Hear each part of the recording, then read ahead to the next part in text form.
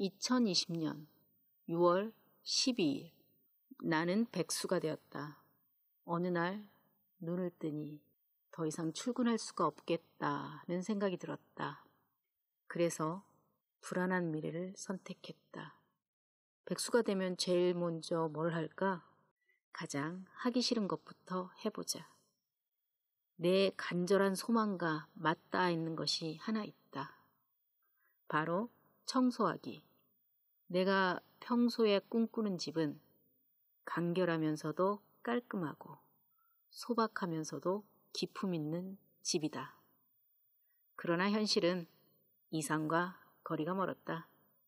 한꺼번에 여러 책을 보는 멀티형 독서 습관 때문에 책상은 항상 책이 쌓여 있었고, 출근하다가 깜빡 잊어버린 물건 다시 찾으러 들어오는 건 밥 먹는 횟수와 비슷했다. 백수가 된 기념으로 정리정돈 민간 자격증을 땄다. 거금 45만 원이 들었다. 그러나 청소는 결심이 아니라 습관이라는 것을 아는 데는 그리 오랜 시간이 걸리지 않았다. 내가 정리정돈과 청소에 관심을 가지게 된 계기는 마스다 미츠히로가 쓴 청소력이라는 책을 읽고 난 이후다. 저자는 말한다. 당신이 사는 방이 당신 자신이다.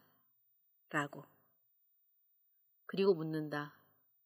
당신의 인생에 만족하십니까? 당신의 방은 깨끗합니까? 책 본문의 일부를 읽어보겠다. 여기서 제가 여러분께 전하고 싶은 말이 있습니다.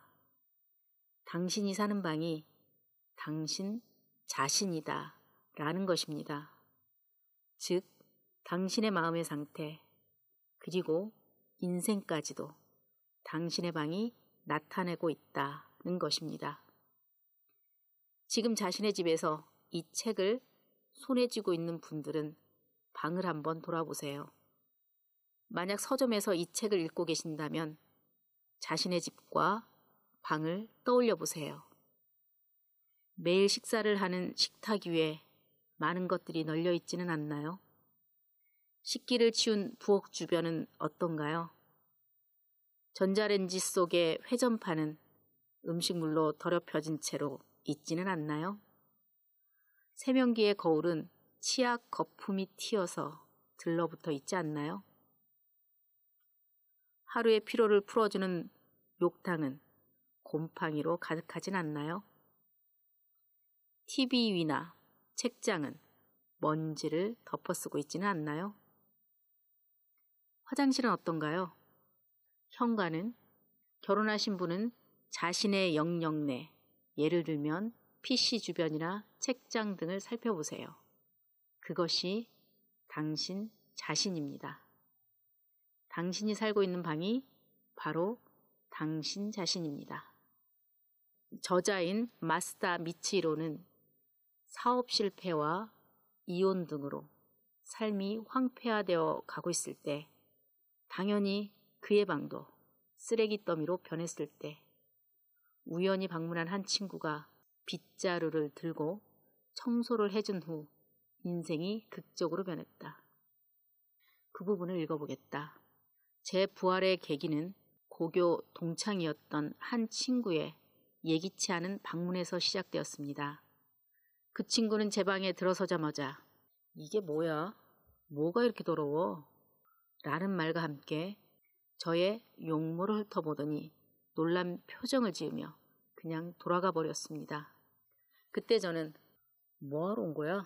저 자식은 형편없는 놈이네 라고 생각했습니다. 그런데 다음 날 그 친구가 여러 가지 청소 도구를 가지고 다시 찾아왔습니다.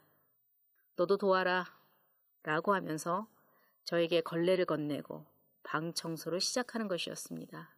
나중에 알았지만 그 친구는 청소 전문 회사를 운영하고 있었습니다. 너무나 갑작스러운 일에 어리둥절하고 있는 동안에 청소가 끝났습니다. 친구는 시원한 얼굴로 어때? 기분 좋지? 라고 말했습니다. 그때 저는 처음으로 시원하게 기분이 좋다는 상쾌감을 맛보았습니다. 이것이 청소에 눈을 뜨게 된 계기입니다.